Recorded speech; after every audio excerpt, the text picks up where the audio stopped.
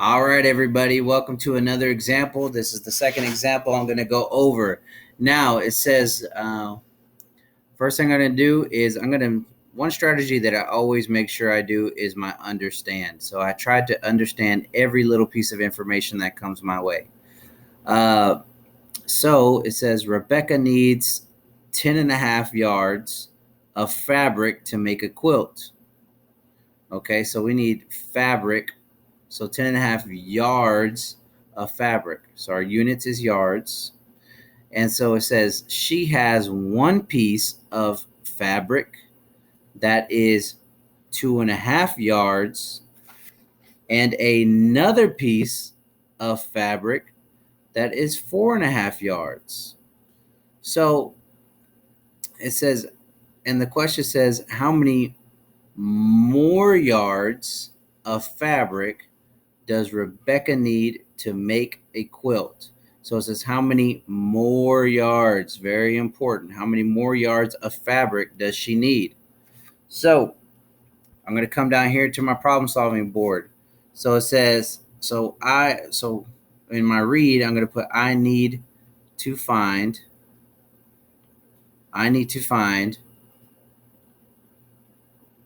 how many yards I need to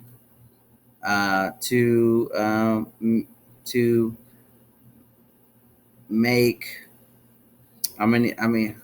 I need to find how many yards I need to get. I'm gonna say get 10 and a half yards.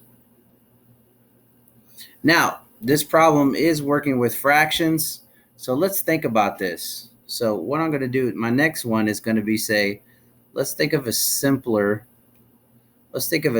problem. So it says that we need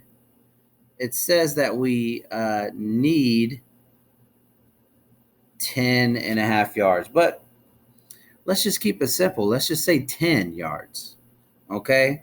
And it says that we have one piece let's make it simple again. That's 2 yards. And that we already have another piece that is 4 yards. So when I add these together, I have 6 yards. So really, if I were to subtract these two to figure out what else I need, I would only need 4. So so I don't need 6. I can cross that out automatically. So you see how making a simpler problem is helping me justify it. I honestly think that this 3.25 is not close to 4. It's more close to 3. So I don't think this is going to be the answer. I think it's either going to be 4.25 or 3.75. Now, this is me just making a guesstimate. I can't take these out complete. I could definitely take this out completely. That's nowhere near 4. But I can't take this one out completely because it's, semi close to 4. I just got to check it out. So this one, doing the simpler problem actually helped me to estimate my answer.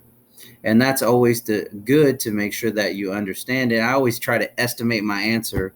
Well, I try often to estimate my answer before I even start working on it to see if my answer is reasonable. So 4 is reasonable.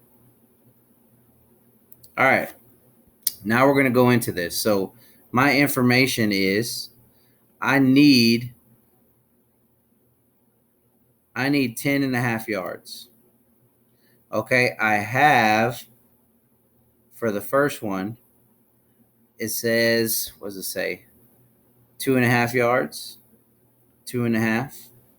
Okay. And I also have for the second one, so that says 1.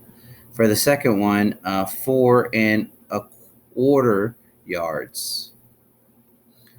Okay. So let's do this. So the first thing I did was I added what I have. So the first thing I did in my simpler problem is add what I have.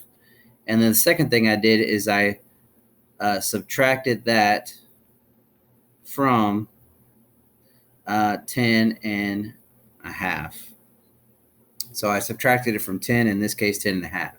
So I'm going to do that in my solve. So I have 2.5, which is really 2.5, right? And I'm going to add 4.25 to that, which is 4.25. I just put a 0 there as a placeholder. Now, the reason why I took this into decimals is because it's easier for me. That way I don't have to change it into an improper fraction. And these are benchmark fractions. And I promise you, you're going to see benchmark fractions on your STAR test. So it's best to know your benchmark fractions so you don't have to worry about all this. So that's 75, and 4 plus 2 is 6. So I have 675. So that's pretty close to what we actually put up here in our simpler problem. If I go up, we said we were going to have 6. So it's probably going to be less than 4. So we probably could take that 4 out now, but let's see how it goes. And then it says I have 10. I have 10.5. And I'm going to subtract what I do have. So I need 10.5, and I have 675. So I'm going to subtract these two. So this is going to be 4, 10. This is going to be 5. It's 10, 9. It's going to be 14. So it's going to be 7. So 75. That's all I really need right there. So 3 minus 6 is 3. 9 minus 6, 9 minus 6 is 3. So 375 yards needed. And so let me check to see if this. So we know my answer is reasonable because I said it was going to be between 3 and 4. Okay, closer to 4. So we know my answer is reasonable, so that's a check. So did I answer the question? Let me see.